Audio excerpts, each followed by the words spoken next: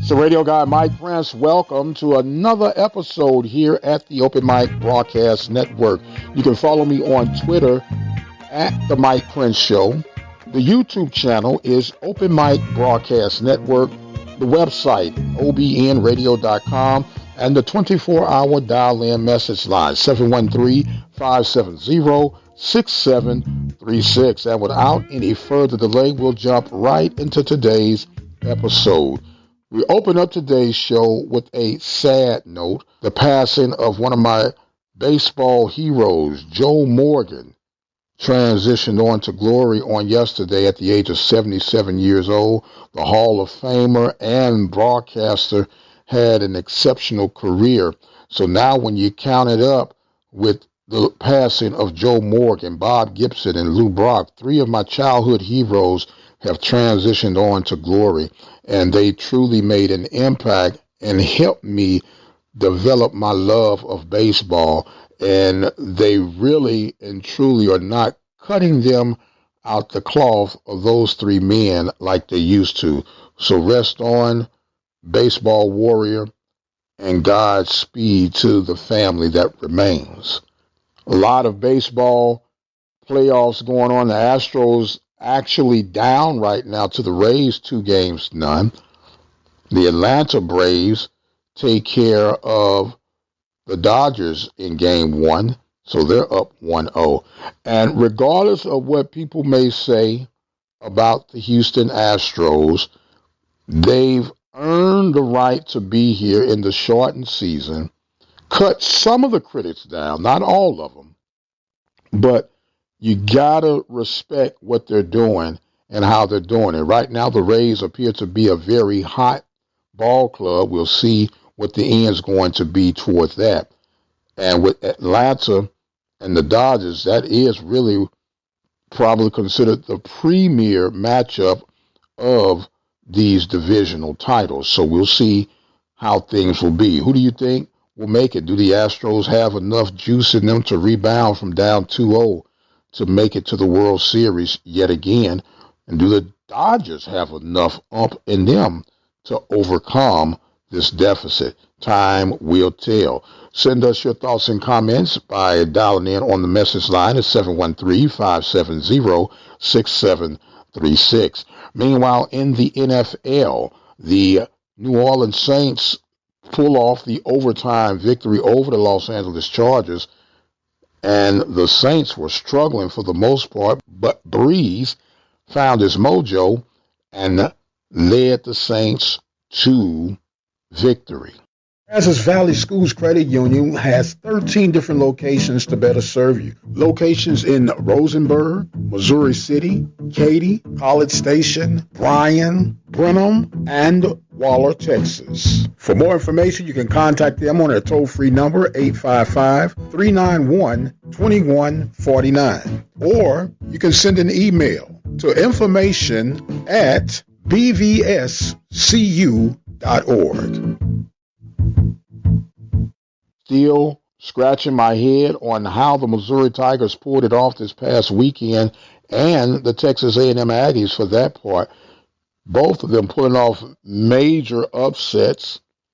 The Aggies beating the Florida Gators and the Missouri Tigers beating the Bayou Bengals of LSU. Now, we know originally that game was scheduled to be at Baton Rouge, Louisiana, but because of Hurricane Delta, they flip-flopped it to Columbia, Missouri, and the Bengals went from being a 21-point favorite at home to a 14-point favorite on the road and came up short. Strong performance for the Tigers, but they will not get a chance to try and duplicate that because this week's opponent, Vanderbilt, that game has been postponed due to the virus attack amongst the Vanderbilt program. So COVID is still sticking her head around saying, ha, ha, ha, don't forget about me, as everyone make the necessary adjustments and the realignments. Meanwhile, the Red River Shootout, University of Texas and Oklahoma. I just have one question. What was Lincoln Riley thinking toward the end of that game? Literally kept Texas alive with a very questionable decision toward the end of the game. But I guess it's just part of the territory. Same would go for Coach Zimmerman of the Minnesota Vikings. You're in the red zone. Yes, it's raining, but you got to kick the field goal in that situation. Nonetheless, Russell Wilson marches 96 yards, hits Metcalf for the game-winning touchdown, and another head-scratching moment in the NFL. The Atlanta Falcons said they were done with their head-scratching moments, at least from that particular coach, as Quinn becomes the second casualty of the young season. Atlanta parting ways with Quinn. Some wonder, will the enemy, offense coordinator from the Kansas City Chiefs, get an opportunity to at least kick the tires with the Atlanta Falcons? Time will tell. Still young in the season. Football season, kind of having a balancing act right now, trying to figure this thing out with COVID. Outbreaks throughout the league. Outbreaks throughout the rest of the country as far as the college level is concerned. And we might as well add high school as well. Hempstead Bobcats game was postponed this past weekend with the Hallettsville Brahmas because of some positive testing. So it is definitely all around us. That is not going to change. We as humans will have to make the necessary adjustments to the likes of the COVID virus.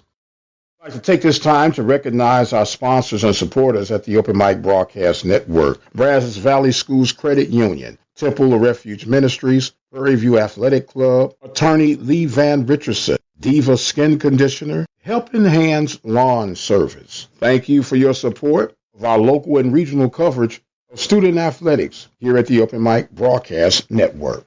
And in other Southwestern Athletic Conference news, the Southwestern Athletic Conference has changed its logo, got a new 21st century look. You may not have had a chance to check that out, but you can go to SWAC.org and check out the new logo and let us know what you think about that.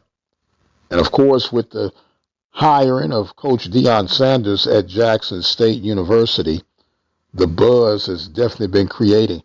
And it has been projected that since the hire of Deion Sanders, when you count up all of the publicity and the marketing and interviews and the tour that Sanders has been on these past couple of weeks, it has been estimated at the value of $15 million.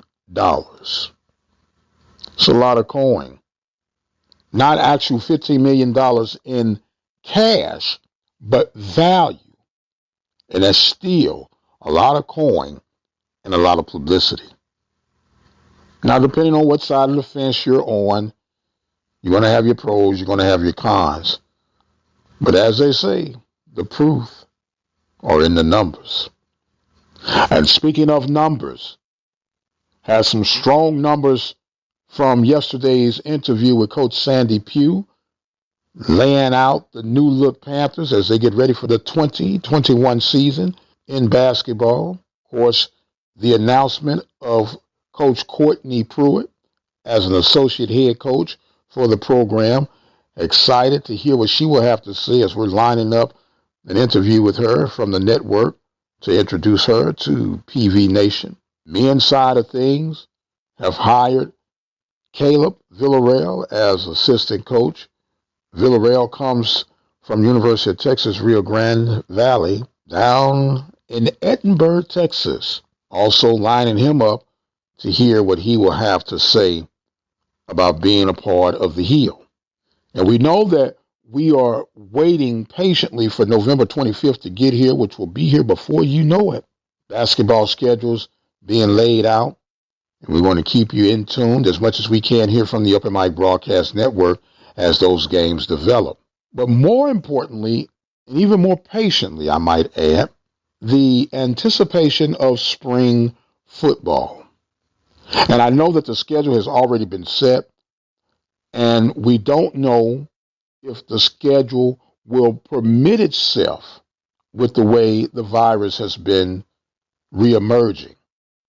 But I began to think, and I honestly would not have a problem if we strongly considered what I'm about to present. Now, don't send me any hate mail. Don't say I'm crazy. At least hear me out. And I've said it before, but I'll give us a refresher course where you can just at least think about it. Instead of trying to play the 68 game schedule that has been projected, how about if we have your annual spring game and then a week or two later, you play your rival game. After that, have a pep rally pushing everyone toward the fall 21 season.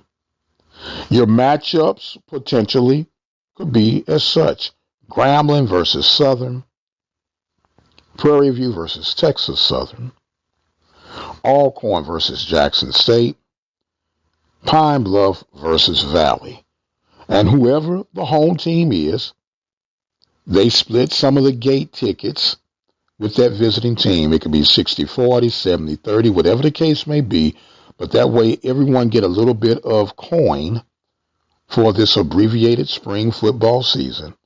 And we all get a taste of football as we get ready for the fall season. Now, the logical advantage of this is it's going to cut down drastically on your travel expense. It's going to cut down on the potential exposure. And you're going to help your current SID staffs at the various universities and the conference with the multiple juggling acts of all the sports that are going to be flourishing. Because do remember, you're going to have volleyball, soccer, football, then your regular spring sports. Basketball, men and women's will still be somewhat in the mix of getting things ready toward the tournament. Baseball, softball, track and field. A lot on the table. And this way you can get a little bit from all sides, appease the appetite of your sport fan base. And I think it really becomes a win-win situation. Let me know what you think about it. Give us a call on the message line, 713-570-6736. That number once again, 713-570-6736. We're still working on yet another great interview set up for this Sunday on a live edition of the Mike Prince Show, 6 p.m. Central Standard Times on Sunday. You still are speaking highly of Brother KJ Black, who was our special guest this past Sunday. You can go back to the website at obnradio.com and go to the archive section of the Mike Prince Show and check that out. We're keeping our head on the swivel looking for the next great story. And speaking of a great story, as we get ready to come to a conclusion on today's episode, Edward Waters made the announcement that they will introduce men's volleyball in the coming season. Now, men's volleyball is played in the springtime. And it's going to be very interesting to see. They got a $100,000 grant to invest in men's volleyball. And I think it's going to be rather exciting. Took a survey from you guys, I guess about a month or two ago, asking would you be interested in the SWAC picking up men's volleyball? And of course, you guys vetoed that one down, said, I don't think so, Mike. Keep it moving.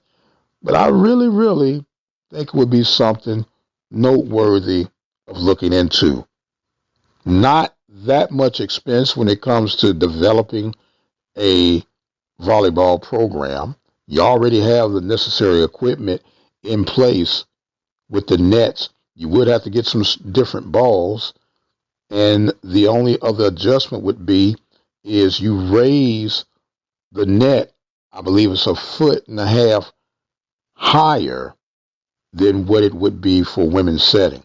So who knows what the future may hold. Dr. Charles McClellan on the cutting edge, always looking for different angles and ways to enhance the conference overall. As a matter of fact, the recent deal with Academy Sporting Goods conference just released a news release on it. And I strongly am going to do a little bit more digging, thinking that we as a conference need to take advantage of Shreveport, Louisiana.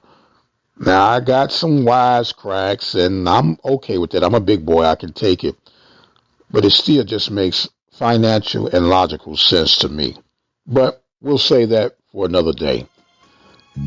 I must exit stage left. My time has been far spent on today. As always, we want to thank you guys so much for joining in with us. Your support is appreciated and still much needed. Will you visit the website at obnradio.com and become a listening partner today? It's really a simple process. Go to the website, obnradio.com, click on the donation button, and become a listening partner today. It is much needed and greatly appreciated. Visit that site today. I have got to go. I am the radio guy, Dr. Mike Prince, thanking you guys so much for joining in with us. And until the next time, you guys be blessed, and we'll see you on the other side.